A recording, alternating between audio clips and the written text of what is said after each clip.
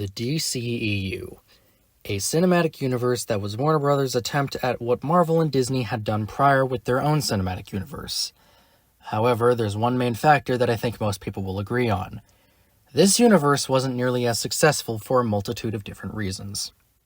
In fact, I'd actually go as far as to say some of these movies were the precise reason that, even to this day, you're probably more likely to find fans of Marvel than fans of DC outside of the comic book space.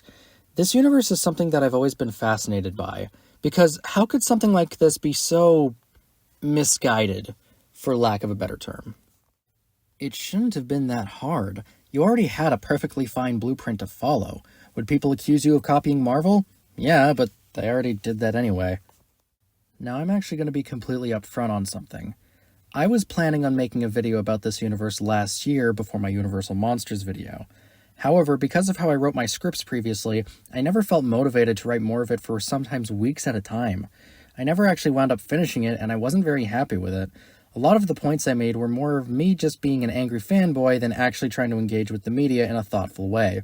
It mostly resulted in me saying, "This movie bad," or "This movie good," without a lot of nuance or insight.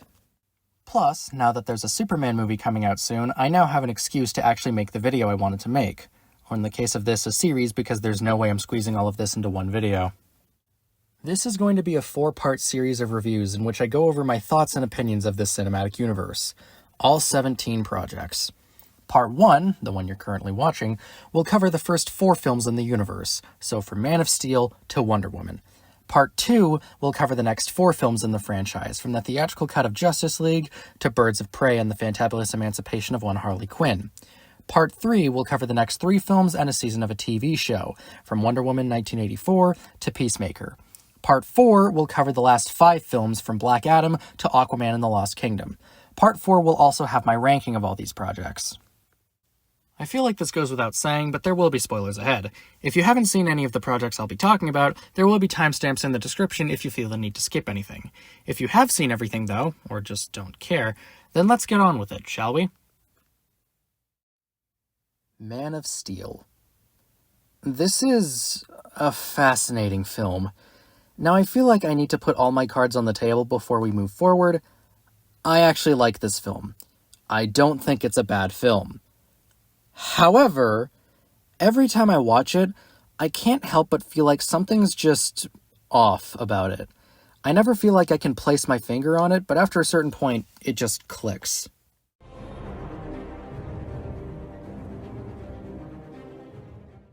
I feel like I need to give some context in order for this to make sense. Before this film, we had Superman Returns, a film that was supposed to be a kind of reboot to Superman, as there hadn't been a new film with him since 1987. This film, however, was criticized for being too safe and not doing anything new or compelling with Superman. Many people, including myself, thought it was trying too hard to copy the original Superman films, and how the third act is basically just a repeat of the original Superman movie's climax. Due to this, the film majorly underperformed at the box office. However, you want to know what film wasn't failing at the box office? Batman Begins, Christopher Nolan's first Batman film that was released the year prior. By 2008, Warner Bros. Was looking for pitches on how to reboot Superman yet again. Around this time was also when The Dark Knight was about to come out.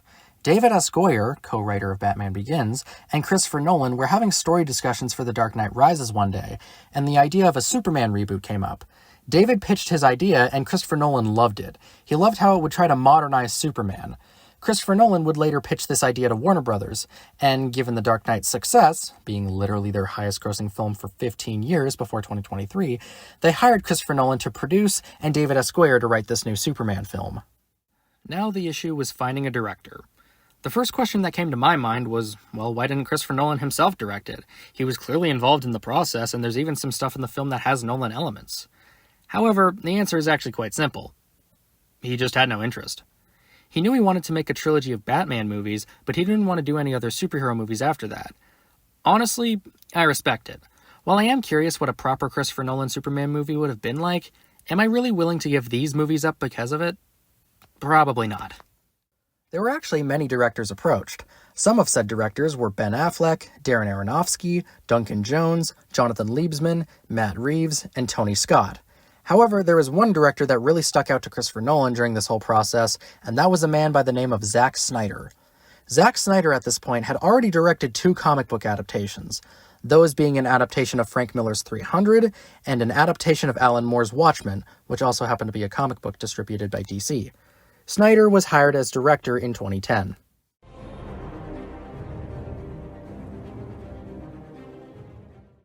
There's one thing that's always bothered me in this film, and that's the writing.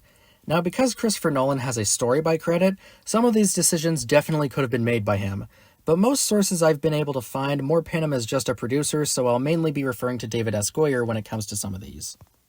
This film has a major dialogue problem. There are just some truly baffling lines in this film.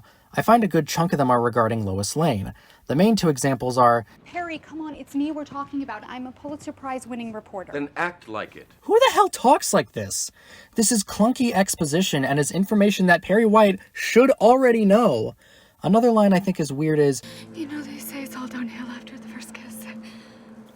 who the fuck says that?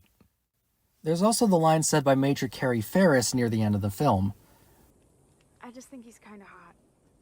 Just, really? Fucking really? Look, I get it, but at the same time, what a jarring line for this scene. Superman had this big speech to the military about how they weren't going to find out his secret identity. It was this dramatic moment. Then this fucking line is said.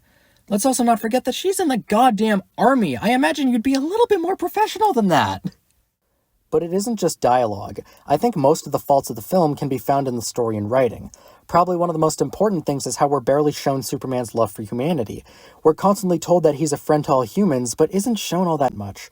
General Zod and his lackeys always talk about how Superman's compassion is his weakness, yet I think he only goes out of his way to save one person that isn't Lois Lane in this film. Speaking of which, this man would be absolutely dead, by the way, if this wasn't a cartoon of a movie. Like, obliterated. He just got hit by a 6-1 bullet. Usually in writing, whatever a character says is what they think of themselves. However, the way a character acts is what they're actually like as a person. Using that rule, I don't get the feeling that Superman cares all that much about humanity. This film also has a flashback problem. This is what I mean by you can tell Christopher Nolan had a heavy hand in making this film, because the storytelling is very similar to stuff he does. I think the nonlinear storytelling doesn't quite work here. I say that because the flashbacks feel like they don't have any real reason to be the way they are. I'm going to use 2 different uses of flashbacks and how they work in their own unique ways. The first one is Christopher Nolan's very own Memento. In case you don't know, this film is about a guy with short-term memory loss tracking down the man who killed his wife. The way the story is presented, it makes perfect sense why it's edited and structured the way it is. The character doesn't remember these events, let alone in the order they happened, so it makes perfect sense why it would all be disjointed like this. The second one is the Daredevil Netflix show, more specifically, Season 1. So throughout the season, there'd be moments where it would show flashbacks to Daredevil's childhood, and that flashback would directly correspond with the situation he was in. It could be a solution for whatever the situation called for, or it would be a good explanation for why he does what he does and the way he does it. Both of these use flashbacks in a way that makes sense. This film doesn't have that. There's literally only one flashback in the entirety of the film that I think is well placed, and may have not worked nearly as well if it was placed in chronological order. Otherwise, I actually see no reason why it couldn't just be told in chronological order. I think the only hiccup would be how Clark ended up at the location where the Kryptonian ship was located with basically no explanation. But that jump is already in the film anyway, so I don't understand. Also, an inconsistency that I realized was that Zod adapted to Earth's atmosphere way too quickly. We're told in this very film that adapting to Earth's atmosphere can take a while. Clark's mom mentions how she always stayed next to him when he was a baby trying to sleep because he'd have trouble breathing. Hell, Zod himself yells at computer ghost Jor-El saying, "So we can suffer through years of pain trying to adapt like your son has?" Granted, at first he didn't adapt quickly. In fact, it was a minor setback. However, after a certain point, it seemed like it wasn't a big deal for him. So which is it? Does it take years to adapt, or does it take, at most 10 to 15 minutes?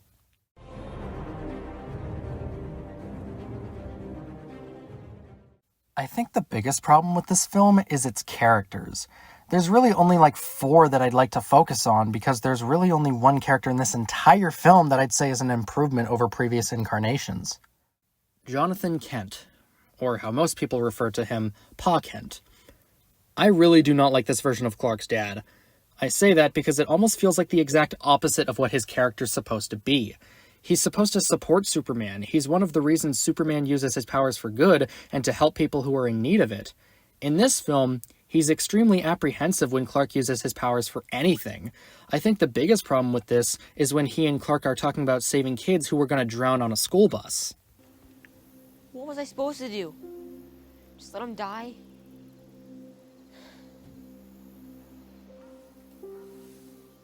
Maybe. The very fact he said, maybe, is an indicator that this is a major departure. Hell, it could have been solved with one small rewrite. What if he said, I don't know, instead? It still gets his point across and arguably doesn't make him sound insane. Some people will already tell you that's what he meant when he said maybe, but the very fact that he implied that Clark should have just let the fucking kids drown is extremely fucked up.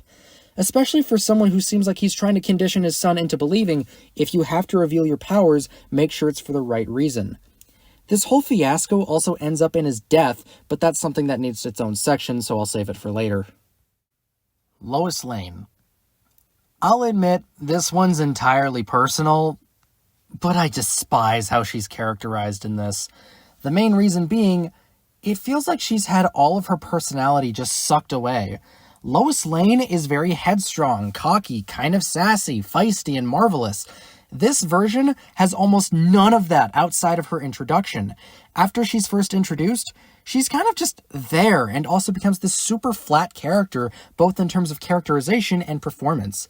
I've seen Amy Adams in enough stuff to know that she is not a bad actress, but I think her performance just wasn't that good here.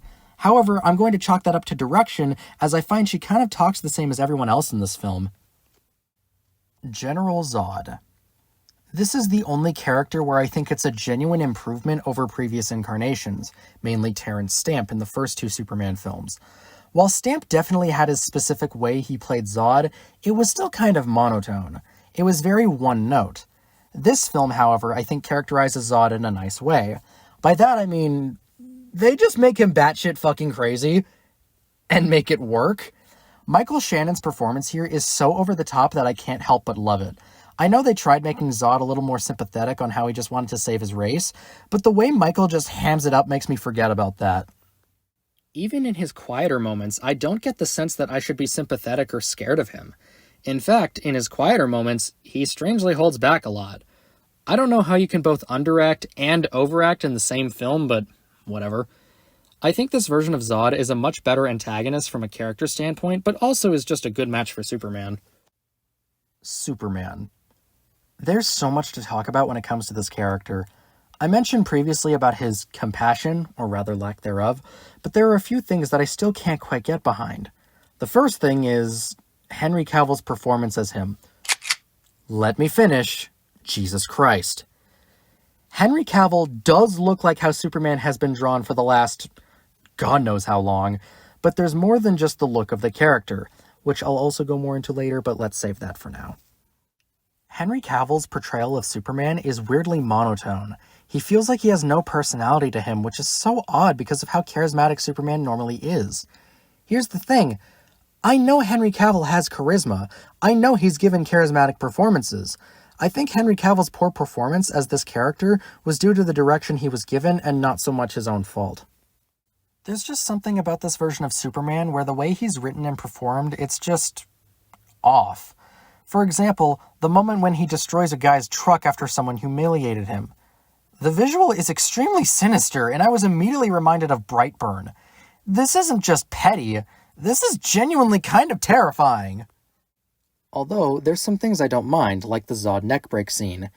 In fact, I think it's a lot more well done than in Superman 2, in which he kills an already depowered Zod.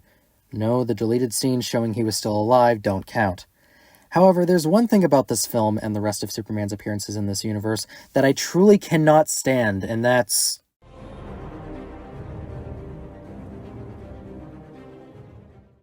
This is quite literally one of the most boring comparisons you can make. It also doesn't help that it's painfully unsubtle. While previous depictions have also drawn parallels between Superman and Jesus, they've never been this blatant.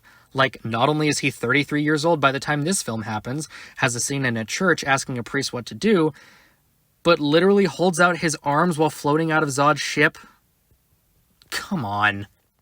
See, there's a difference between just having a theme and having the point shoved up your ass. Like I mentioned, previous versions have had some of those comparisons before. However, they were a lot more subtle. You might have not even noticed them on a first watch. Here, though, I truly cannot comprehend just how in your face it is. Even the way his parents talk about him is a bit much. They don't treat Clark like he's their son. They treat him as this sort of messiah that they're just looking after for now. Yet again, another example of just how apparently amazing he is, yet never actually shown using the language of cinema. I'm not even kidding when I say this one theme completely brings the film down for me. If it wasn't there, or at least not nearly as in your face, it probably would have been a good half point higher at least.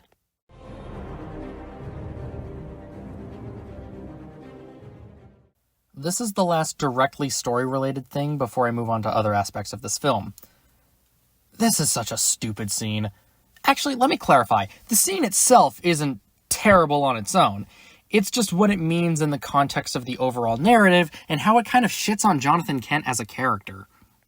This idea that he prevents his son from saving him because he's convinced the world isn't ready yet is a good idea on paper. However, I find it problematic for how it's handled. It's handled in the most over-the-top way. The worst part is it could have been avoided if he just let Clark get the dog instead. But there's actually an idea that I'll pitch that not only still involves Pa Kent dying, but also instills the life lesson his death eventually gave Superman. So the idea is still that Pa Kent injured his leg saving the dog, making it so he wouldn't be able to get to the overpass in time. However, where it differs is Clark still trying to go over there and save his dad. We know his desire to save people is still there no matter the circumstance, given the scene where he saves the school bus. However, because Clark doesn't use his powers much, out of obligation to his parents or whatever, he doesn't know how to tap into them properly. Hell, it's shown that he didn't even know he could fly until much later in his life, so it's not too far of a stretch to assume he didn't exactly know he had super speed either. So not only does he still make an active effort to save his dad, but there's also still a life lesson there, even if it's not the whole, all those powers. And I couldn't even save him. He can still drive the point that it doesn't matter the circumstance, he needs to hone in his powers in order to save as many people as he can. It still gives him a reason to find the Kryptonian ship, and if anything, it gives him more incentive to find out other things he may be capable of through finding such a ship.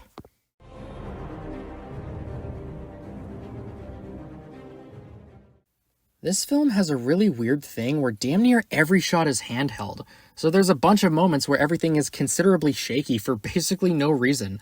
I found it distracting for a lot of it, especially since I know how heavy film cameras are. That must have been really hard on the camera operator. I know I'll probably get a lot of flack for this, but I honestly don't understand what the hype is about when it comes to Zack Snyder's visual style. I feel like it's surprisingly toned down for this film, but there's still elements of it there. I can never get over the snap zooms that are everywhere throughout this film. Now, I might be a bit biased as I don't particularly like Zack Snyder's visual style, but I still find it to be a bit distracting. Even the first flight sequence, which I will say is still pretty good, is bogged down with some of those snap zooms and weird camera choices. However, that first flight sequence was also quite inspiring for a lot of things, so maybe I'm the weird one. Hell, it even inspired a sequence from last year's X-Men 97, which is an excellent show, by the way.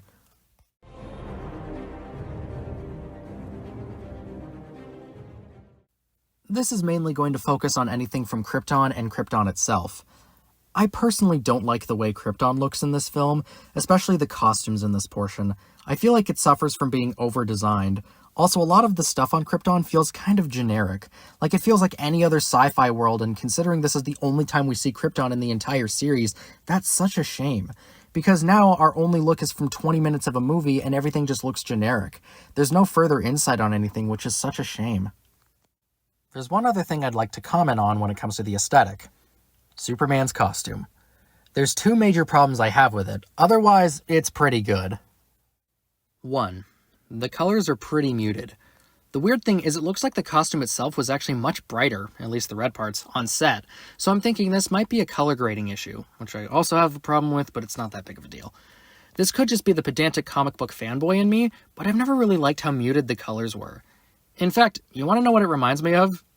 Evil Superman from Superman 3. Now, obviously, that wasn't the intention, however, it doesn't help. There's actually an example coming up that I think makes the suit work better, but we're not there yet, so I'll save it for then. 2. The lack of trunks. Now, before you come after me, I have my reason besides lack of comic accuracy, so don't come after me like, Diaper Man. It's because they still felt the need to add the belt design. There's a few things I don't understand about this. The first thing being, why even bother having the belt design if there's no trunks to actually hold up? It's a skin-tight suit. What's it supporting? It's also just a reminder of what's missing if we're familiar with the comic design. The second one, why bother having the belt design if you're not going to make it that noticeable? Either go all in or don't have it.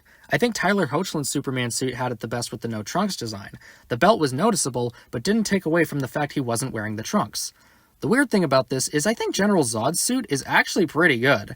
It still has the weird belt thing, but it blends into the costume way more, to the point where I didn't even realize that it was there until recently. It's just a very strange design choice.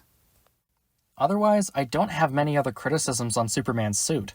I don't mind the slight change to the Superman logo. Honestly, I'm more just glad it's proportionate to the rest of the suit than whatever this was. I like the texturing on the suit, although I'm not a big fan of the painted-on muscles. Like, why are they shiny in some scenes? But otherwise, this suit's fine.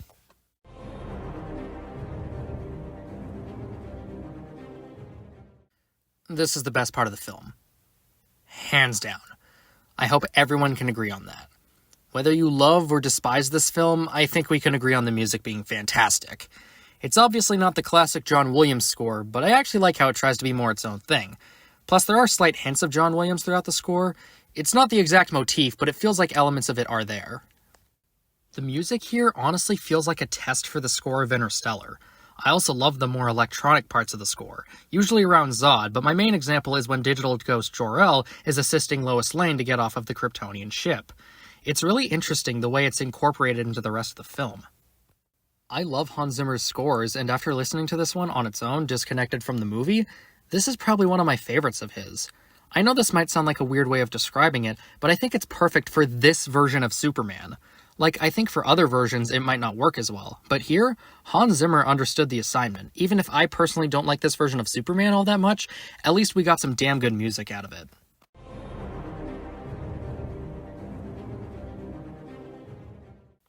I see why people love this film, I really do, but I personally can't. I think it's fine, but that's just about it. I just can't get over how some of these characters are characterized from previous incarnations, and the fact this film also has a major pacing issue, I really don't understand how this film was almost 2.5 hours. I'll give Man of Steel a 7 out of 10. Could have been worse, but also could have been better. Batman v Superman: Dawn of Justice. On nearly every level, this is a baffling film. I'm not going to sugarcoat it. No matter what way you look at this, it's at best a misfire, and at worst, a film that fails at everything it's trying to accomplish. I should probably note that this will be covering the Ultimate Edition of the film, where there's 31 extra minutes of footage, making the final runtime a whopping 3 hours and 2 minutes. Don't expect any comparisons between cuts, though, as I haven't seen the theatrical cut since 2016, and I don't plan on rewatching this film in any capacity.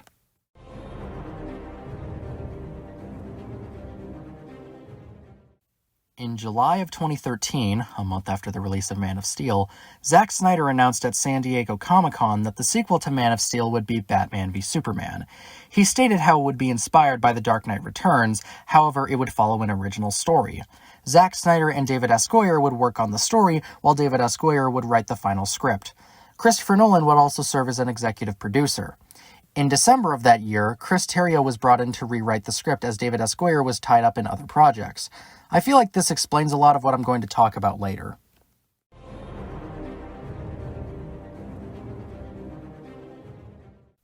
I can't even begin to break down why this film doesn't work. There's so many things that add up to this film just being an absolute mess. The writing, the direction, the characters, the story decisions, and damn near everything else is just an absolute mess. I truly cannot begin to describe why this film fails without going by a case-by-case basis. I'm going to start with Superman, as the title card said. You would think for a film titled Batman v Superman that you'd get about an equal split between the two. Nope. To give you an example, Superman had approximately 58 minutes of screen time. Batman had approximately 1 hour and 13 minutes of screen time. Already, it's clear that there's a bias on who the film focuses on. I'll go into why this is the case later, but that should already be a red flag as both characters have their names on the title. I think my biggest problem with Superman here is, again, how he's characterized. I feel like his characterization in this film can be summed up in one line. Shortly after he saves Lois Lane, he goes up to Lex Luthor and says, "I'll take you in without breaking you, which is more than you deserve." The problem of you on top of everything else. It's the more than you deserve part that's really throwing me off. That's not Superman. If anything, that sounds more like something Batman would say, especially the Batman in this film. It also doesn't help that Henry Cavill is still directed the same way as Man of Steel. Practically everything he says as monotone as possible. You don't get that feeling that he's, well, a human. They keep playing up this whole he's a messiah shit from the last film while failing to make us see why he's nothing more than a guy that happens to have superpowers. That's why we get attached to Superman, for his human quality. There are hints of it throughout the film, but I find they're too sporadic in their placement and there's not a lot. I just can't get attached to this version of the character. I know Henry Cavill is capable of so much more than this. I've seen it before. I just can't get over how he's directed in this film.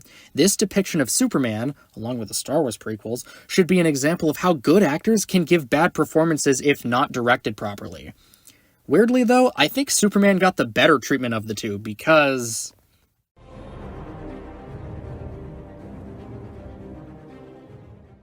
This is probably one of the dumbest ways to introduce Batman into your universe for a multitude of reasons. The first being, as mentioned on the title card, using The Dark Knight Returns as the basis for this story. The Dark Knight Returns is a story that really doesn't work if you don't already have the context of Batman before that story takes place, especially from the basis of the Batman versus Superman fight.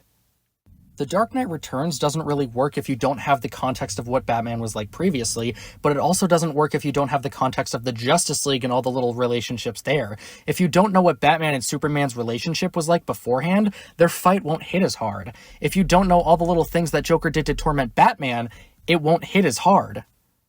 So if you're trying to use that for the basis of your story that introduces Batman into this universe, naturally there's going to be quite a few key elements missing.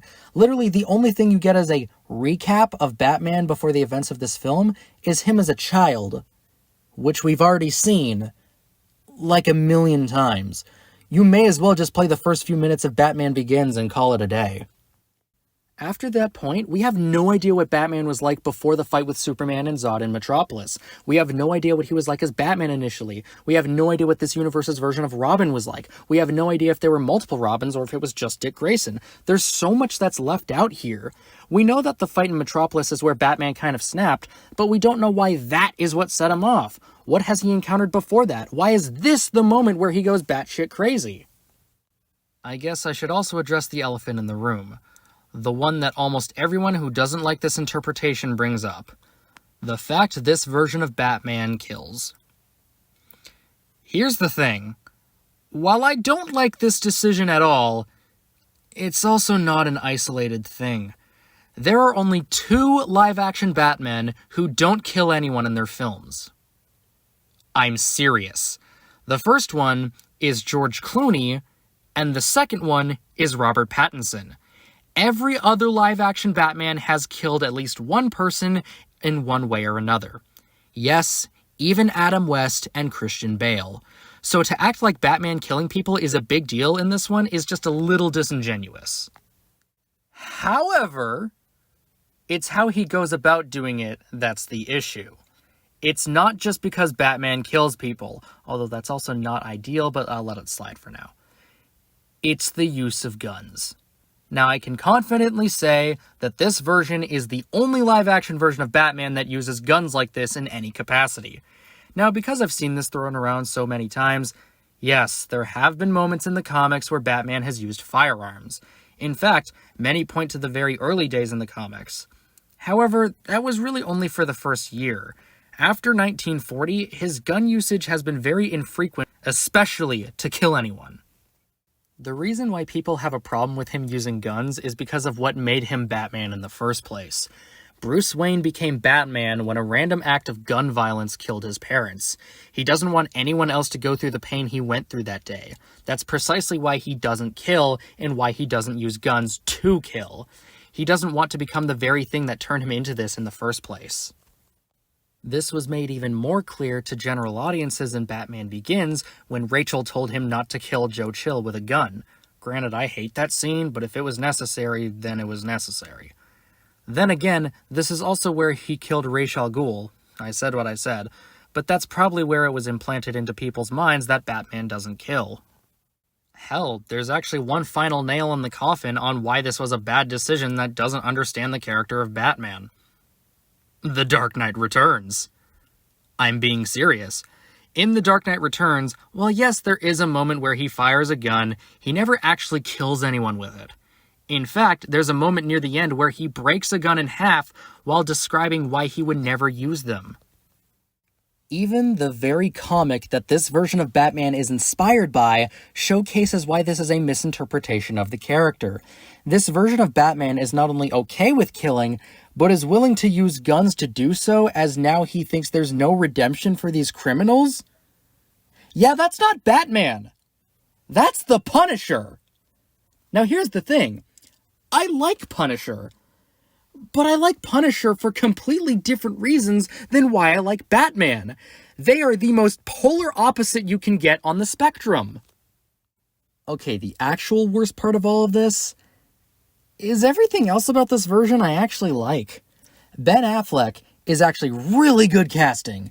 This version of Bruce Wayne I really like. I think it's highlighted better in later films, but as of now, it's fine. I actually like the costume. I'm not a big fan of the voice changer, but it's better than... Where are they? This city just showed you that it's full of people ready to believe in good. So that's what that feels like. Okay, you get it.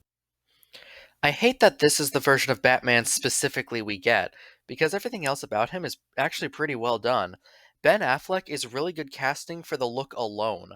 I also love how one of the first things we see Bruce Wayne do is try to save people in Metropolis. It shows he still has a good heart, even if he's not Batman anymore at that specific time. Hell, I'm not even that bothered that he's an alcoholic in this one, despite the fact that it's also a departure from the comics. I think it's such an odd decision to make Batman more of an antagonist when this is his first appearance, something that, again, shows why The Dark Knight Returns was a terrible way to introduce this character to this universe. Now I should mention something. Batman is probably my second favorite superhero behind Spider-Man. So yes, I'm probably extremely biased on my viewpoints. However, I can't just stand by when I see that one of my favorites is being butchered, and there are people who think this butchering was not only okay, but maybe even a good thing.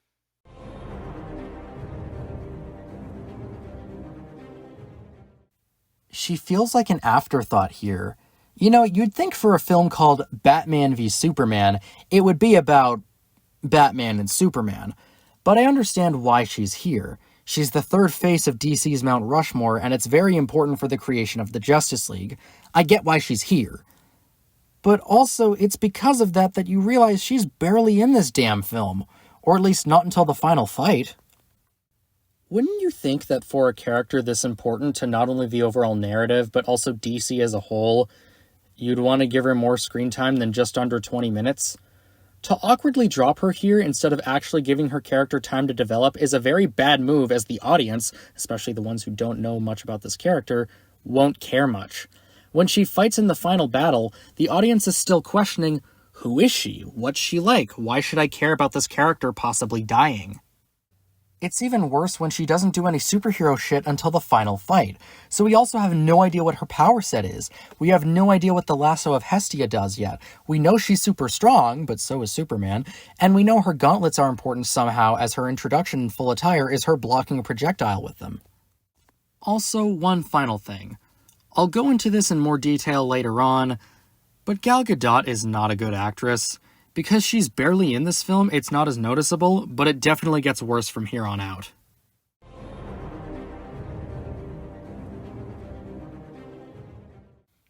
This is probably one of the worst cases of comic inaccuracy I've ever seen in my entire life. And I wish I was kidding. Do I think Batman and Superman are also not that comic accurate? Yes. However, I feel like those are tame compared to this portrayal of Lex. In fact, the more and more I've seen of this film and Jesse Eisenberg's performance, I'm convinced he's not even trying to play Lex. I feel like he's trying to play the Joker or the Riddler. I think another reason why I think this really doesn't work is the tonal inconsistency. This film is clearly trying to have a much darker tone. The very fact that Eisenberg plays Lex like he's a cartoon villain rather than a reserved, conniving, corrupt, and wicked man is not only more the opposite of Lex, but also just tonally doesn't fit in this universe. I'd expect this guy in a Marvel movie, not in this universe. I also can't help but think, his plan makes no fucking sense. Especially near the end. So he wanted Batman to fight Superman, for some reason. Now, on first glance, you'd think it could be so Superman gets rid of Batman for him, because Batman could also put a stop to his plans.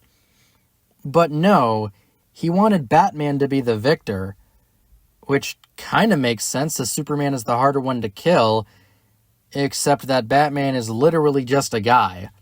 The weird thing is, he kind of knew this. I'll go over what his backup is, but it's just so stupid, especially for someone supposedly so smart. I think another thing that's weird about this is that they saved Lex's bald head for the end of the film. Like it was a big deal. That's a staple of the character. I was kind of hoping it would be like the original Superman, where he just wore a wig for one reason or another. But no, it's shot like it's a big deal, but it also just shows how strange of a decision it was to keep his hair.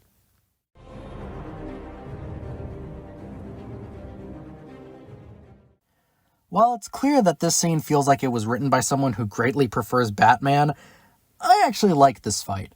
I love the constant back and forth on who has the upper hand. But as I mentioned, it's missing something. Well, first, I need to bring up how this fight doesn't even happen until the 2-hour mark. This is a 3-hour film. It takes until the length of most films to even get to the title fight. It also feels like the fight doesn't last very long in comparison. If you're going to have that much build-up before the fight, you're gonna have to deliver one hell of a fucking fight in order to make that build-up feel worth it. But here's my biggest problem with the fight. It's not with the fight itself, it's why it happens. See, the thing about action scenes in films, it doesn't matter how awesome the fight itself is. If it isn't built up properly, then it doesn't matter how many cool visuals you have, the audience won't care. The reason why this fight doesn't hit that hard is their rivalry feels forced, not only because they're both being manipulated to fight by Lex Luthor, but because there isn't really a connection between these two. In fact, before this fight, they only interact directly twice. Once as Clark Kent and Bruce Wayne, and once more as Batman and Superman. Both were definitely antagonistic, but in order for this fight to feel more impactful, especially if they only fight once in a 3-hour film, you need more than 2 interactions. I'd also like to bring up why the fight ends. Now I'd like to put all my cards on the table. Yes, I do actually know what the Martha scene means and what it represents. However, you have to admit it's written poorly, and you need to understand why people read it as they really stopped fighting because their moms have the same name. Now, if you actually read this scene as the latter, I should probably elaborate on what this scene is trying to say. Now, its true meaning is when Batman has Superman pinned down holding the kryptonite spear. When he says, You were never a god. You were never even a man. Then when Superman says, Save Martha! even if he dies by Batman's hand, he just wants to make sure his mom is safe. Now here's where it gets a little fuzzy. While yes, their moms both share the same name, that isn't why they stop fighting. It's when Batman says, Why did you say that name? and Lois chimes in, It's his mother's name. It's his mother's name. That's when it clicks. Superman did have a mom. He is, in fact, human. It's not the fact their mom shared the same name. It's the idea that he wasn't fighting some all-powerful being hell-bent on destruction. He was fighting a man. It's further exemplified when, because they share the same name, it just reminds Batman what his mother was like when she was still alive. Hell, him actually going to save Martha may be his own form of coping, stopping Superman possibly going through a similar tragedy that he did. Plus, that scene is probably the best in the movie because it kind of just feels like a live-action Arkham movie, until it's ruined when he uses a gun to kill someone, but that's besides the point. Now, if you already knew all of this, I need you to know why people misread this scene. It's because it's written terribly. Now, this has the same writer as Man of Steel, which I already discussed with its poor dialogue, but it's also co-written by Chris Terrio. Now, before this film, he had just won an Oscar for Best Screenplay for the film Argo. But there's another film you may know him from, one a lot more infamous: The Rise of Skywalker.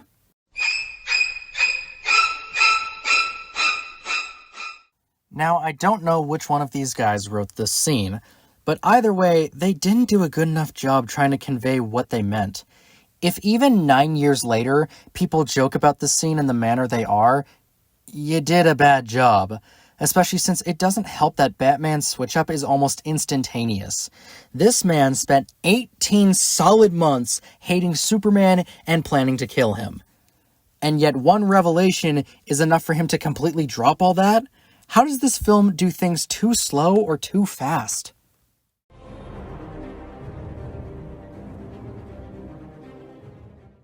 This was Lex's contingency plan. Okay, first of all, he shouldn't have been able to do this.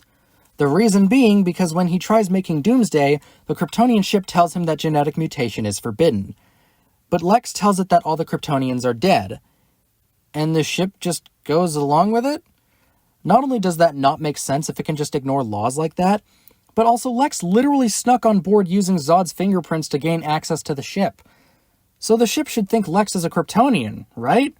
So why would it go along with this if it already thinks Lex is a Kryptonian? Good thing no Kryptonians went rogue and may have tried this shit, because these are the weakest security measures I've ever seen. This is also just a really bad contingency plan, because what will you do if Batman does kill Superman? Then is there a way to stop this process? Are you hoping that Batman also kills this one? Good luck, because he probably had a hard time killing Superman. Do you know how to control Doomsday just in case? Well, considering the rest of the film, no. That last part also applies to if Superman fully killed Batman. Even if it did kill Superman, now what? You made an unkillable monster. You literally created the very thing you believe Superman is, especially by using similar DNA to Superman's. Let's also not forget, yeah, this is just Nuclear Man. Like, this is literally how Nuclear Man was made in Superman 4. Lex combining his own DNA with Kryptonian DNA to make a monster that can defeat Superman that he eventually loses control over? Yeah, that's Nuclear Man. So here's a little reminder. Superman 4 is widely regarded as one of the worst Superman movies. Probably not the best place for inspiration, especially if that inspiration is used for Doomsday, of all characters. This would have been a perfect time to give him his comic origin, as not only does it mean we could have seen more of Krypton, but also just shows how fucked up Doomsday is as a character. In case you don't know, Doomsday is the culmination of a single alien baby being killed, then cloned, then killed again over and over and over for several decades, basically forcing a rapid evolution. Plus, it also gives a better explanation behind his power set. What is it in Lex's or Zod's DNA that makes it so Doomsday basically absorbs powers? What better way to showcase that than how Doomsday was created and why he has the power set he has in the comics? Because this version of Doomsday is yet another instance of a character being sorely misrepresented when compared to the comics. Also, I know this is way more of a personal thing, but his design sucks. Like, he just looks bad. I mean, the CGI isn't terrible, but it's the design itself. The worst part is that we know early concept art actually gave Doomsday his iconic beard. Now, from what I understand, they were rejected because they were too scary. Motherfucker, that is the fucking point.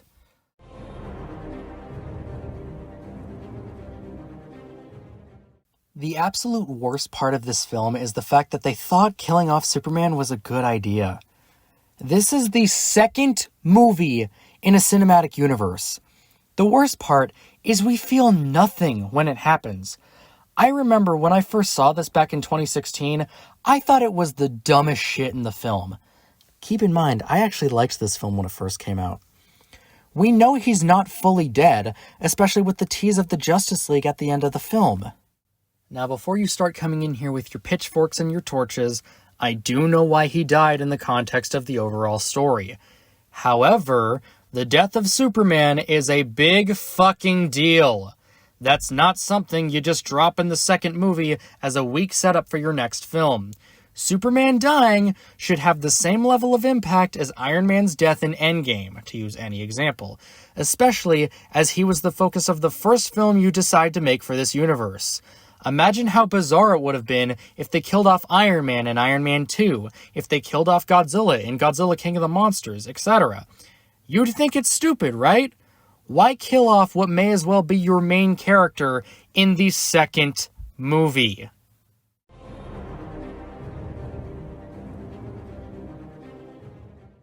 I like this soundtrack. Not nearly on the level of the Man of Steel soundtrack, if you ask me, but it's still pretty good. I like Lex Luthor's theme and the strings it employs. I tolerate the Wonder Woman theme here. You'll see what I mean later. Batman's theme, though? I like it. It's obviously no Danny Elfman theme, but I love how at points it sounds more like a horror movie soundtrack. Hell, I think it may have even inspired Michael Giacchino to take a similar approach to writing his score for The Batman, where there are elements that make Batman sound like a horror movie character. Unfortunately, there's not a lot I was able to pick out here, unlike Man of Steel's soundtrack.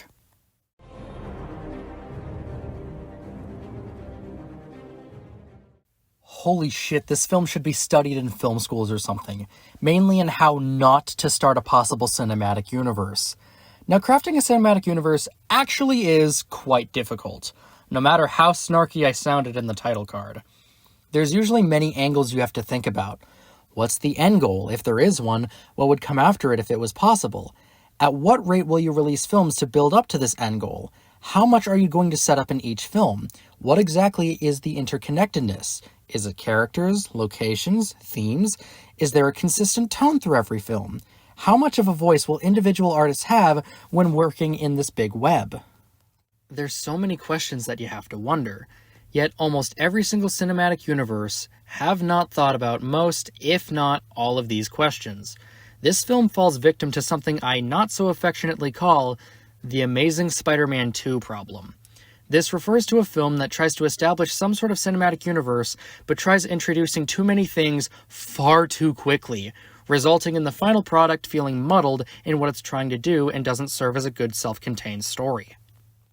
Other examples are the 2017 Mummy and Ghostbusters Frozen Empire from last year. I'm actually not sure if it was trying to set up a cinematic universe, but there's just so much shit that was going on, I wouldn't be surprised. It feels like it's trying to set up the next few movies instead of focusing on the one you're currently watching. To use examples from The Mummy, 2017, rather than fully building upon what the film tries setting up, that being the titular mummy, it instead decides to awkwardly try establishing this secret organization that focuses on hunting these monsters that's run by Dr. Jekyll. They really tried making Dr. Jekyll a sort of Nick Fury in this universe. They also have an almost 5-minute sequence of glorified cameos, like, oh, there's the creature from the Black Lagoon's hand, or, oh look, there's a vampire's skull! It completely halts the narrative and takes precious time away from the already lacking story they were trying to tell. So when I say that this film has that, I truly mean it. Even in the Ultimate Edition, there are times when it feels like it just completely stops to showcase an Easter egg or teasing a member of the Justice League. This is not how you start your cinematic universe. Watching this film, it feels like Zack Snyder and the studio execs had a bet on how much shit he could cram into this film, no matter the justification for it. Basically just Zack going, look at all this cool shit for future films! Can we just get a good movie? No! Now I'm sure people are sick of this example, but it doesn't hurt as you'd think it would be the blueprint. The MCU gave each hero their own movie before the Avengers, except for Black Widow and Hawkeye.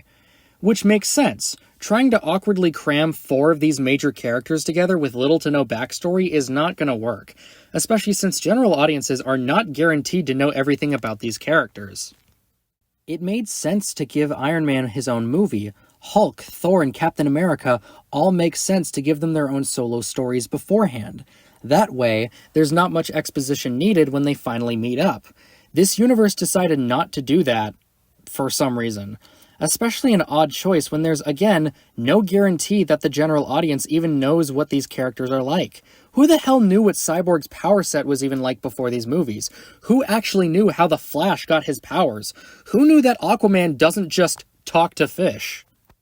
I think it's also important to flesh out these characters before, especially since if we grow an attachment to these characters in previous projects, the inevitable Justice League movie will feel more impactful. We'd be excited to see how these characters interact. Would they get along? But instead, this film opted to kill off one of its members in only their second appearance, make one of them an antagonist for 2/3 of the runtime, make one of them feel like an afterthought, and the rest just awkwardly set up through videos and a cryptic message. This is not how you build intrigue.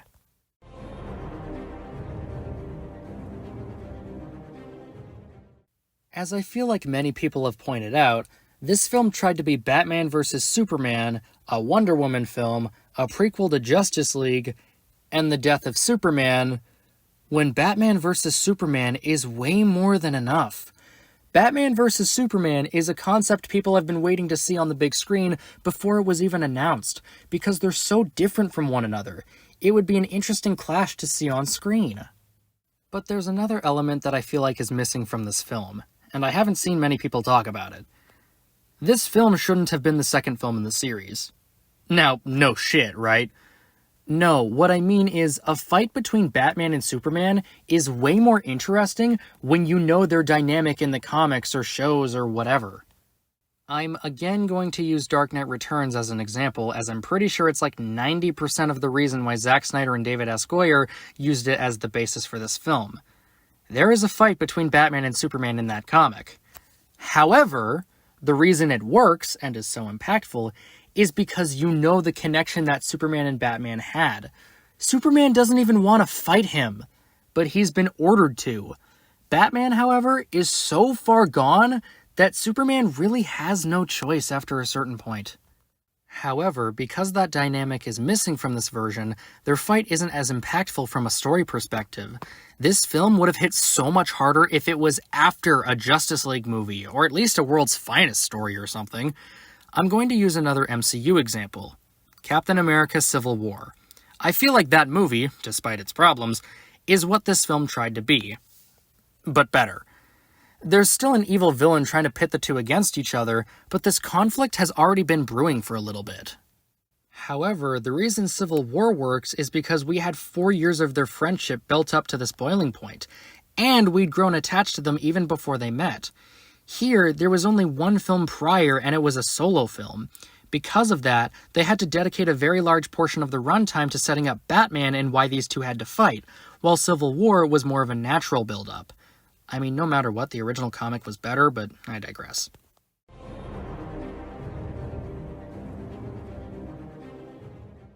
This film should have been so easy to make, but instead, we got a convoluted mess of a motion picture that doesn't know what story it's trying to tell and whether or not it wants to tell the next 5 stories instead.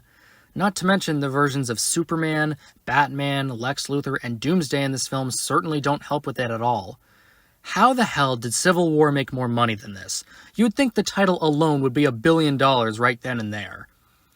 I'll give Batman v Superman: Dawn of Justice a 4 out of 10. It should not have been this hard. Suicide Squad. Okay, so full disclosure, this is only one of 3 movies that I'd only watched once before the making of this video. I avoided it for a number of different reasons, but the main one is that it was always considered really bad. But I also didn't really have much interest in it at the time, especially as this was around the start of my DC sucks lol phase I had for about 3 years, so that didn't exactly help much.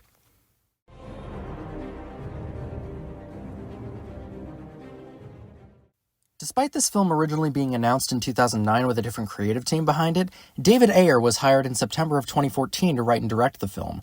The original script he wrote actually featured Steppenwolf, and he was going to be the reason Enchantress is the way she is in the film. However, he later had to rewrite the entire script to work around future plans. Warner Brothers only gave him 6 weeks to rewrite this original script due to the release date for the film being locked in. However, it was falsely reported that they only gave him 6 weeks to write the entire screenplay. Although after watching the film, it does kind of feel that way. Filming began in April of 2015 and wrapped in August of 2015. This film, however, had a very troubled post-production, as people will still tell you even 9 years later after the film's release. The original editor of the film, John Gilroy, and only credited editor, had to leave production in early 2016, so one of the film's producers suggested Lee Smith, who was a frequent collaborator of Christopher Nolan, as a replacement. This was done in an attempt to keep the tone of the film overall the same as David Ayer's vision. David Ayer's vision for the film was far more somber than what the studio was hoping for. The studio wound up recutting the film with Trailer Park, the same company that cut together the film's 2015 Comic-Con teaser. Both versions were sent out for test screenings, although apparently both versions scored around the same, so a different approach had to be taken. General consensus was that there needed to be reshoots done to try to have the best of both versions. However, there is one major factor that resulted in the film we got: the critical panning of Batman v Superman. Warner Brothers started to panic about DC's image and looked for ways to hopefully make up for Batman v Superman's shortcomings. The result was the huge success of Deadpool, which had only come out a month earlier. These reshoots were far more extensive than what was normal at the time, resulting in an extra $22 million. Major changes that are known are changes to the third act and changes between Harley Quinn and Joker. This cut aimed to be more lighthearted, thus why I mentioned Deadpool's success earlier. When this new cut was sent out, it tested more positively, and Warner Brothers was more confident in the film they had now, unfortunately ruining whatever David Ayer's vision may have fully looked like.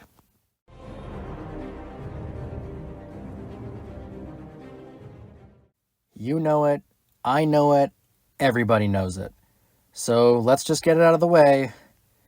This movie's fucking garbage and is easily the worst film in the entire DCEU.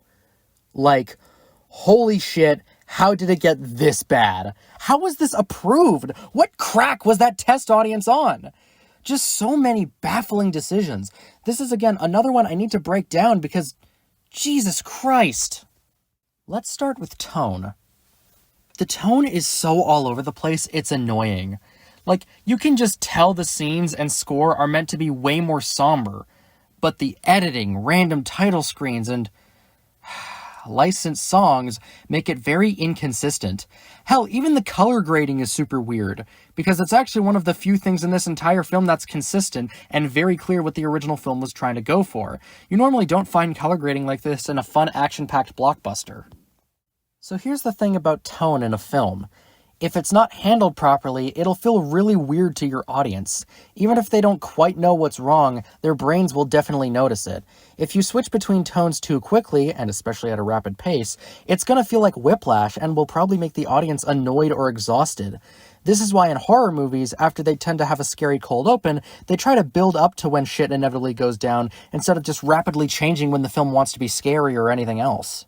If you don't establish a consistent tone, your film is going to feel very all over the place, even if narratively speaking, nothing changed. Granted, this film also has narrative issues, but let's save that for now. There's no home base for the tone to go to, or at least I personally couldn't find one in the film. It was very jarring, to say the least. I feel like the best way to describe just how quickly the tone can shift is when Griggs makes an erase my browser history joke, and only at most like 5 minutes later, there's this scene of Enchantress freeing her brother Incubus, and when she turns back into Dr. Moon, she asks Rick Flag to kill her if it's necessary to stop Enchantress. Like, huh?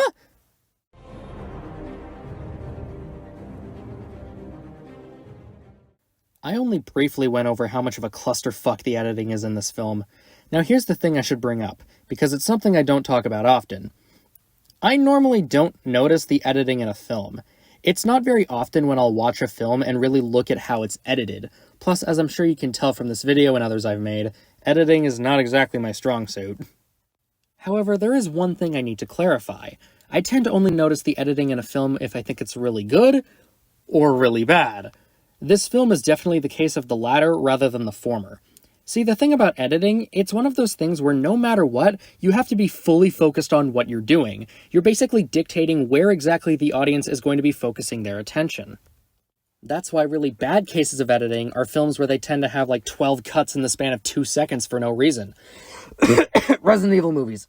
Man, I should probably get that looked at.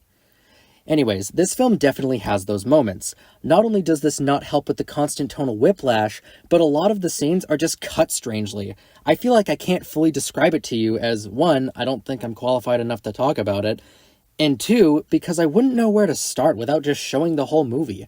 You can tell there were like at least 7 different people working on this. Yeah, there's typically a reason movies have 1 to 2 editors. Not however many worked on this film. This film is also just straight up out of order. It's so disorienting because we're just being thrown around at different places in the narrative with no context on anything, and any context they do give is clearly ADR to awkwardly explain it. At least it's not the sound editing, because that's its own issue. For example...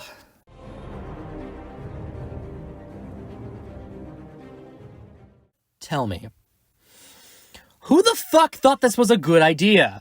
I knew something was off when in literally the first 5 minutes, you hear 3 different licensed songs. Every one of them is the most superficial comparisons you can make.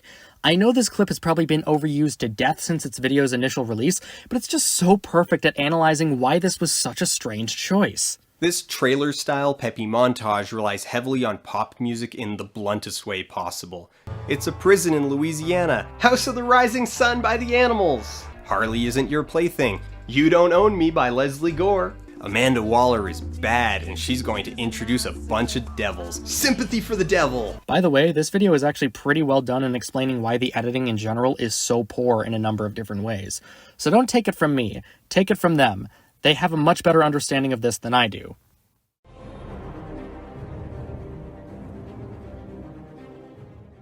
It's so baffling how they managed to screw this up so badly. So I feel like the idea of Deadpool's success being a major inspiration for how the cut was put together is most evident here. Because these title cards are just so poorly done. Because this is what the film genuinely thinks is good enough exposition for us. There's several reasons why this doesn't work at all. 1, I can't keep beating this dead horse, but tone is thrown out the fucking window. 2, it takes you out of the movie. Literally. We're already having Amanda Waller explaining to us what these characters are about and why they're important for Task Force X. It makes you question why the reality of the film is already breaking like this. Will it break again? If so, for what purpose? Why was this needed? 3, it's information overload. Some of it is actually pretty fucking important information too. Main example being that it is the only thing that really hints to Incubus's existence before Enchantress releases him. I feel like for this, it would just be the most bare-bones information. 4, it's very inconsistent. If the idea is that this is information Waller has on all of them, why do they all say very different things? Now I get stylization for each character, that I'm not bothered by and actually makes sense going character to character. It's the problem of the fact that there's practically no connecting tissue between these stats.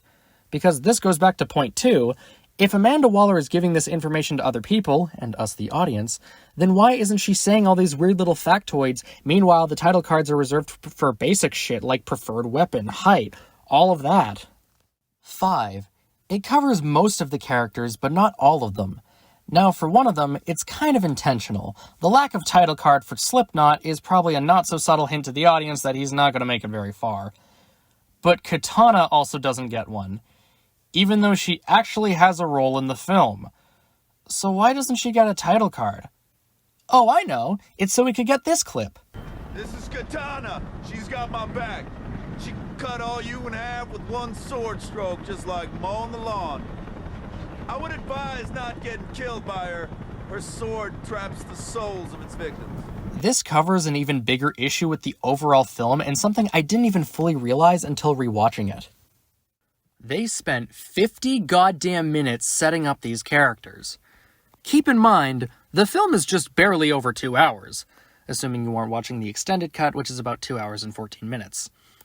Now, I'm not sure if you know how story pacing goes, But 50 minutes is a long goddamn time for your first act if it's only a 2-hour film. It's, give or take, about 40% of the overall runtime. This film definitely has pacing issues, and I think it's the most apparent when you go from them trying to set up the characters to when they're actually on their mission. It's a little bit more slow and methodical for the characters, or as slow as it can be, but then it just fucking zips by for the second and third acts. You can tell it's because of how many characters they have to introduce in such a short amount of time. This film has to introduce 10 major characters in such a short span of time. This film has to set up Deadshot, Harley Quinn, Amanda Waller, Rick Flag, Dr. June Moon, Enchantress, Captain Boomerang, El Diablo, Killer Croc, and Katana. Actually, make that 11, because they also try having Joker be an important part of this film, too. Jesus fucking Christ. Let's be honest, even at a 3-hour film, that probably would have been too many. But there's another reason why this feels so awkward. There isn't really a main character. Seriously, the film can't decide if there's supposed to be a main character, because at first you'd think it's Deadshot, as not only is he the first major character introduced, but also is played by Will Smith, who is still a pretty big star. But then it shifts, so maybe you'd think it's Harley Quinn. Let's be honest, she's probably the second most popular comic character in this film. But then you'd think maybe it's Rick Flag, as a lot of scenes focus around him. Then afterwards, it just abandons any idea of who might be a main character. Now here's the thing. A film having several protagonists is actually not unheard of. Hell, I'd argue basically every Avengers film doesn't have a central main character. But the issue is, no one really knows who these guys are. Pretty much every character I just listed has about as much information given as everyone else mentioned, except for maybe Harley Quinn. I'm going to use an example of how to do a team film, and it's another one that probably inspired some of this film's decisions. Guardians of the Galaxy. 1. There are only 7 characters you really need to know at this point. However, 4 of them are very vague on what they're about, but that's built upon in later stories. For example, Groot's backstory is still, even in 2025, basically unknown. We know he's a talking tree, but we know practically nothing about his backstory. Rocket's backstory wasn't fully explored until Guardians of the Galaxy Volume 3, which was 9 years after the first film's release. However, we didn't need to know it in order for the film to work. We could use context clues on what he was about and why he knew what he knew. We could also deduct why he didn't want to talk about it, and after seeing Guardians 3, I can't say I blame him. Nebula, you get a brief explanation, but most of what you get are from her interactions with Gamora. You can put 2 and 2 together. In the context of the first film, she's just a secondary antagonist. However, we start fully understanding why she was the way she was in Guardians 2. The final character is Ronan the Accuser, the villain of the film. Now here's the thing, he still doesn't have the most fleshed out backstory. Then again, it's not really needed for that film to work. It's honestly more just set up for Thanos, the Kree, and the Infinity Stones most of all. However, I blame this more on the fact that the MCU isn't really well known for its good villains. I feel like the amount of actually good villains in these films I can only count on both hands. For the characters we do get backstories for, because there's less characters we have to worry about, and still a similar runtime, it's far easier to get attached. We know why Gamora is the way she is, and we can see how that affects her and her actions. Drax, I think, is the second best case of this. We never actually see his family on screen, but Dave Bautista's performance and how he's written make it clear how much Ronan's death means to him. Hell, even by the end of the film, even with Ronan dead, he still vows to kill Thanos, meaning his mission still isn't over. However, there is one character that I missed. That actually goes into my second point. 2. There actually is a main character, that being Star-Lord.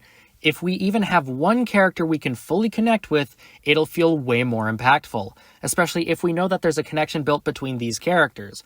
We get what he's about right in the first 5 minutes, showcasing why music is so important to him, but also how throughout his entire life, he felt like he's never had a proper connection with someone. We can get attached to his plight, and thus when he grows a connection with these other characters, we might build one too. It also helps build focus, so we're not constantly asking ourselves, who's doing what? Why are they doing that? It makes it a lot easier to follow, and it also helps that Star-Lord is the closest thing to an audience surrogate we have. We obviously don't know what this whole universe is about, and Star-Lord only seems to know the basics. It's easier to figure out what's going on through him as he's learning as well. To bring it back to Suicide Squad, too little time to introduce this many characters, along with no connecting tissue, is why this film already has such a major pacing issue. It also makes it so we don't particularly care what happens to these characters. Anything you feel for these characters is probably remnants of previous connections you already had with them. In fact, I don't think many of these problems would be rectified in the Ayer cut, as apparently that's 2 hours and 22 minutes, which is not much longer.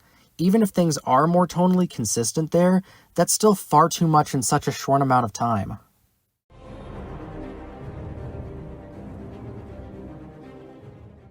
Now I'll admit, unlike Batman v Superman, this is really the only part of these characters being inaccurate to the comics I can fully talk about.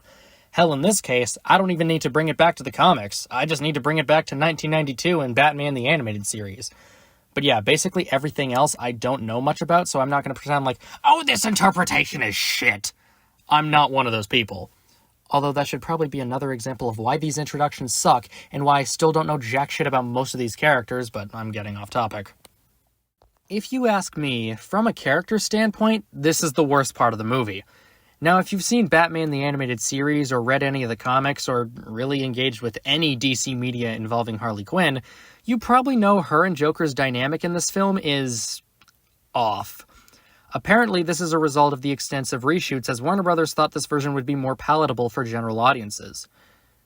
Just no. Literally, the whole point of their relationship was to show how toxic it was. It was merely another facet to just how shitty the Joker could be. Harley was a victim in this. So to cut all of that and make them all lovey-dovey and shit, it just destroys that dynamic. The very fact that Joker actively tries to rescue Harley already breaks what this whole dynamic is supposed to be. At the end of the day, Joker could not give less of a shit about Harley. She's more just a means to an end for him. There's another reason why I can't stand this. It's the fact that Joker is barely in this fucking movie. We're yet again told that Harley is obsessed with Joker, but we unfortunately don't see a lot of that. We don't see many moments where Harley is trying to crawl back to Mr. J as much as she can. It's actually the other way around. You decided to cast Jared Leto as the Joker, and it's the one time you don't let him be an asshole?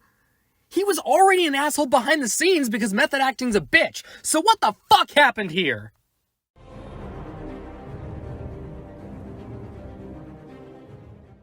Enchantress is barely a character, let alone a good villain.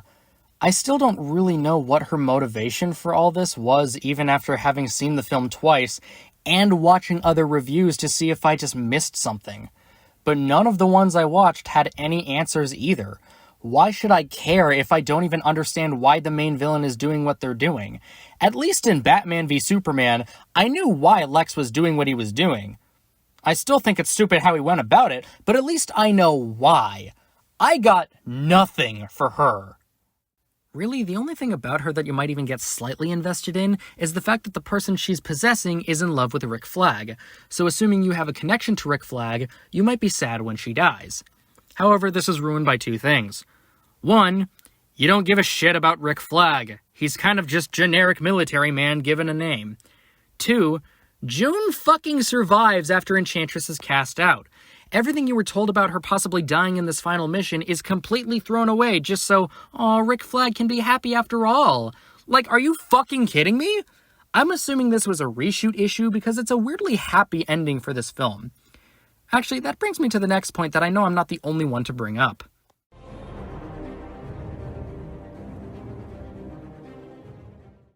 You'd think for a film called Suicide Squad, there'd be a lot more deaths, right?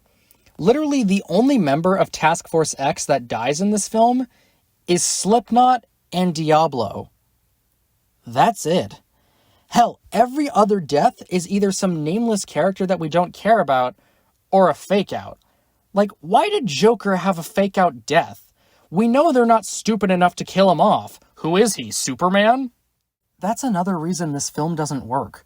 We don't have enough reason to think the characters are in actual danger, especially since some of them have fucking plot armor. 5 of them are literally just normal people. The only exception might be Deadshot, as he has a near-inhuman ability. But the rest... One's good at throwing boomerangs, I guess. One has a cool sword and knows how to fight. One is kind of just there to keep them all in check.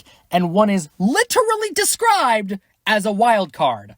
Something that also didn't actually have any narrative purpose till the very end. We're constantly being told that they're in danger, but we don't feel it. The very fact Slipknot was a throwaway death doesn't exactly help much. We knew he was there to die given the lack of proper introduction and all that. Plus, it doesn't help that the only time any of the characters are at risk of dying is with Harley. Except her bomb's been deactivated, so this shit's just so stupid. There's no tension.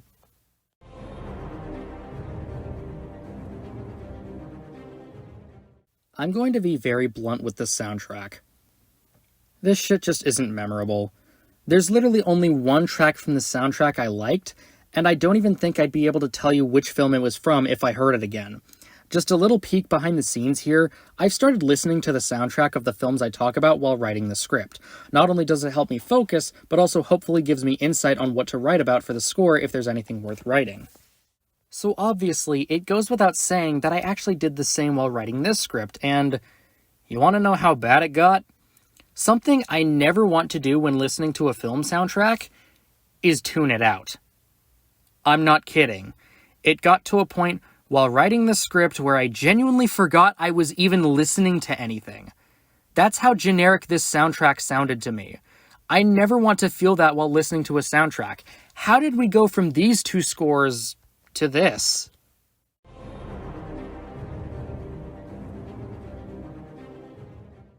Okay, let me get this straight. They knew they were making a cinematic universe, and they knew this was going to culminate in a Justice League movie. So why have a film that completely deviates from that plan? The only part of this film that might even be slightly relevant to Justice League is Joker. And even then, that wasn't until 5 years after this film released. Okay, I guess there's also the fact that it has Amanda Waller giving Bruce Wayne the files on some of the Justice League members. But, yeah, we already had them set up in the last film. There's almost nothing in this film that even remotely sets up future films. Now I should probably lay all my cards on the table before this is inevitably used against me somewhere. I actually don't mind all that much when a film in a cinematic universe doesn't really connect to much other than sharing a character or two. That's precisely the reason I like Iron Man 3 and the Moon Knight show so much. However, I excuse those because they came after a major event. It makes sense that they wouldn't exactly tie into much. However, the reason I don't give this film a pass is because it seems like an unnecessary detour from the already messy roadmap this universe is trying to set up. Like, imagine for the MCU, Guardians of the Galaxy was made during Phase 1 and had no plans to connect with the Avengers film. You'd be confused, right? Why bring us on this unnecessary detour if you're clearly trying to set up an Avengers film? That's what this film does. I'm not even kidding when I say that if Suicide Squad came out after Justice League, it maybe would have made a little more sense and not nearly as many people would be questioning why it had to be made at this point. Now, I'm not saying that it would fix all of its problems, oh dear God no, but I'm saying that it wouldn't get in the way of setting up for a possible Justice League film, especially since, let's be honest, it would have made a lot more sense if the events of a Justice League film caused Task Force X to be created and not the hypothetical, what if Superman was evil, or whatever the stupid pitch was.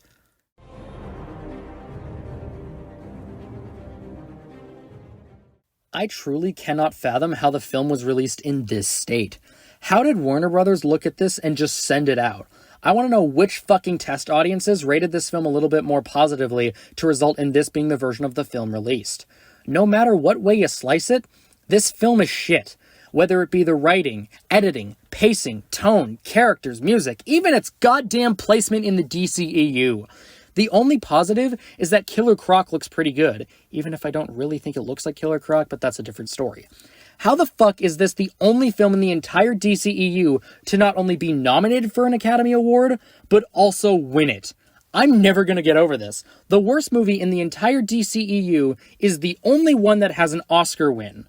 No, the Snyder Cut one doesn't count. It was a pity award, if you ask me. I'll give Suicide Squad a 2 out of 10. The very little positives of this film aren't enough. I hope I never have to watch this film again, even on a DCEU rewatch, if for some godforsaken reason I decide to do that again. Wonder Woman. We finally got an actually good film in this universe. That only took 4 movies. I know there's not going to be a lot of this, so I may as well enjoy it while I can. It's honestly so strange how this film was the first one that was almost universally liked from this universe. The weird thing, though, does anyone even talk about it anymore? I'm being serious. When it comes to recent DC discussions, I almost never hear about this film anymore. It's so odd. This is the second film I've only seen once before this. This came out at the height of my DC sucks phase, and of course, it's one of the few actually good movies in this universe I missed for 7 years.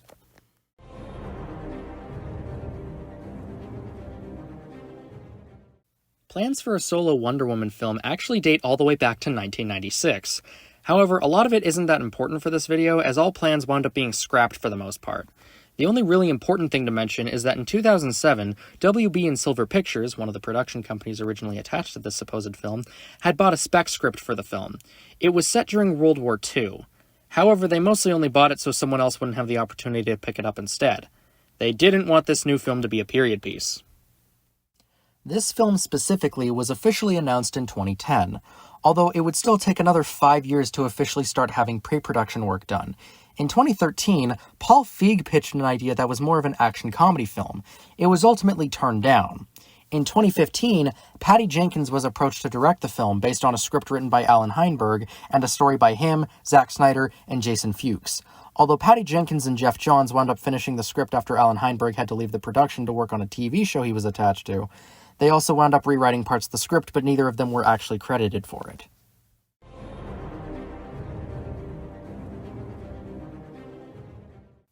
For a film that's almost 2.5 hours long, this film just breezes by. You definitely can't feel that runtime. I was shocked when I realized that we didn't even leave Themyscira until 40 minutes into the film. I could have sworn that part was only like the first 20 minutes. Now, sometimes I tend to critique when I find a film feels way shorter than it actually is, because it feels like they just rush through everything. However, I find this has the perfect balance between too slow and too quick. It knows where to allocate its time. For example, I thought there were going to be a ton of fish out of water shenanigans. You know, a lot of, haha, she doesn't know how any of this works. But surprisingly, they only do that for a few minutes. Almost every single thing in this film never overstays its welcome. I find that's actually quite rare for films that are around this runtime. I feel like a lot of films that are over 2 hours and 20 minutes have a hard time justifying its runtime, even if it's only by a few minutes or so.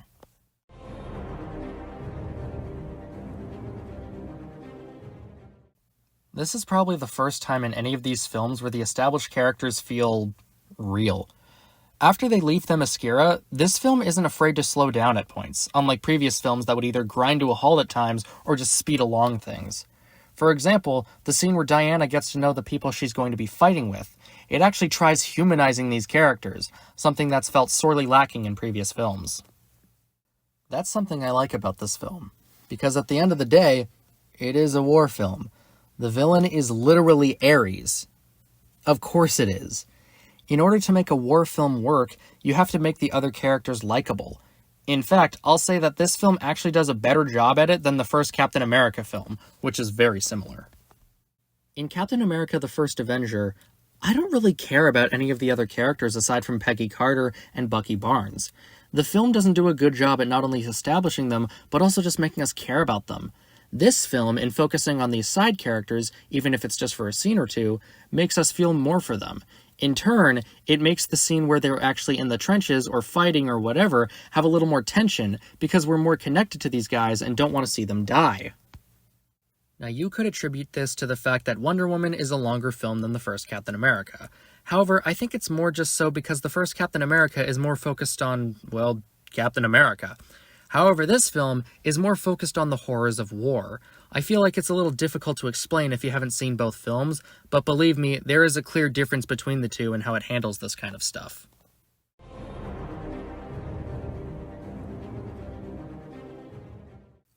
Almost every single line read sounds the exact same. However, there's times when that works in her favor here, because, well, it's a fish out of water story.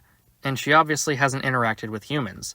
So of course she wouldn't be able to read social cues or know how to act in a social situation. But outside of that, her line delivery comes across as flat and unnatural. Even for when she encounters Steve for the first time, she still talks the same way she always does. You don't really feel the sense that she's never seen a man before. Also, throughout the course of the film, you don't really feel the sense of her falling in love with Steve. It's hinted at early on, and even Steve falling for her at one point, but it feels very rushed from her end. It doesn't feel like there's that underlying feeling that she's slowly figuring out what love is. It feels like it just kind of happens. This is a major aspect of this story, and it feels like it isn't handled the best. Now I should mention, in cases like Henry Cavill, I know he's capable of more than what he gave for Superman. He just wasn't given good direction, as his performances in other films I found him quite good in. However, for Gal Gadot, she's not really good in any of the ones I've seen. Her other DCEU appearances, Red Notice, Death on the Nile, and even from what I've seen of the new Snow White. I can't just chalk this up to poor direction, especially since everyone else is doing a fine enough job. Now, I'll admit that I haven't seen her entire filmography, but I highly doubt that it'll change my mind all that much.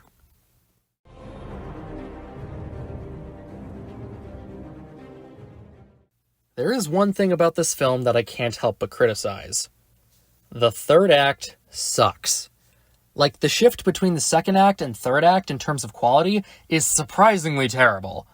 Well, here's the first reason it's shit. It has a twist villain. Dr. Ludendorff is not the main villain of the film. It's fucking Professor Lupin over here, Sir Patrick. Now here's the thing about twist villains. They can be extremely effective if on a rewatch you can catch all the little clues about them actually being a villain. An example I'll always point to is Omni-Man from Invincible. It's only at the end of the first episode when he's revealed, but throughout the episode, you can find little shifts in demeanor when he finds out that Mark is Finally getting his powers. However, this film did what Disney and Pixar tends to do. Have almost no hints at all, and just as a random "Gotcha, bitch!" This isn't how you do twists. This doesn't feel like a fulfilling twist. It feels like it comes the fuck out of nowhere. I knew this twist even before watching the film. Thanks, Internet. And I still couldn't find anything that really pointed to this guy being the actual Ares instead of Ludendorff. After this reveal, it basically becomes a dumb Marvel movie. Poor action, random tonal shift, and everything just feels off. The film was doing so well until this reveal and final battle. I know David Thewlis can give great performances, so when he has a very minute role in the film before the big reveal, it feels wasted.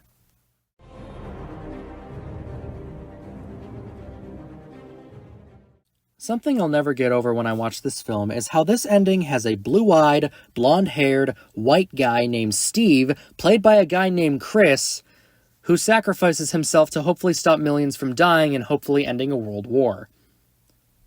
That, sound familiar to anyone else? Look, the Captain America parallels were going to happen either way, given the backdrop of a world war, only this one was World War I and not II. But this seems a little too similar, no?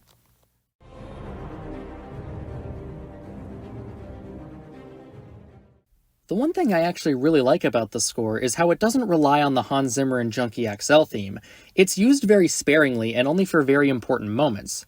However, there are still hints of it throughout the score. Even if it's not the exact theme, there's still little bits and pieces that sound like it. Building a score around that theme must have been really challenging for two reasons. The first one being that it was written before this film even started production, and as I mentioned, her character, if you can even call it that, is quite lacking in Batman v Superman. So because they didn't have a lot to work with in that film, their best option was to make a theme that sounded more heroic, but avoid using brass.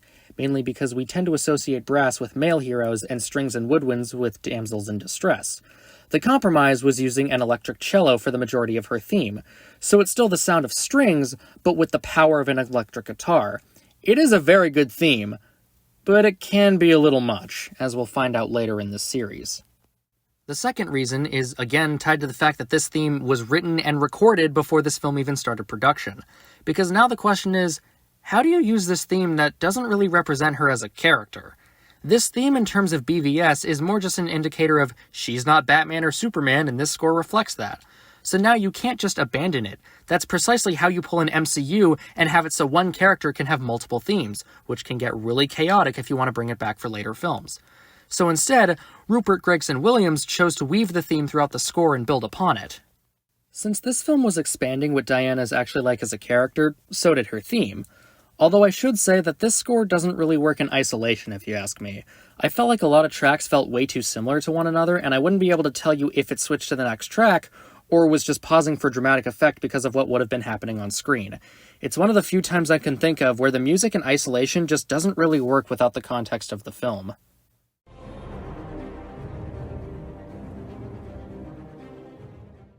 Despite a messy third act and a stilted performance from the film's star, I really liked this film. I think it's because, like Man of Steel, it didn't have the baggage of trying to set up the next film in the universe. It works just fine as a completely self-contained story, barring the opening and ending of the film set in modern day. Batman v Superman and Suicide Squad both suffered from having to set up too much too fast. This film, however, gave time to breathe. I like films like this in cinematic universes. They're not required viewing, but it's a little something extra for later entries that might mention it in some capacity. I'll give Wonder Woman a 7.5 out of 10. This is the end of part 1.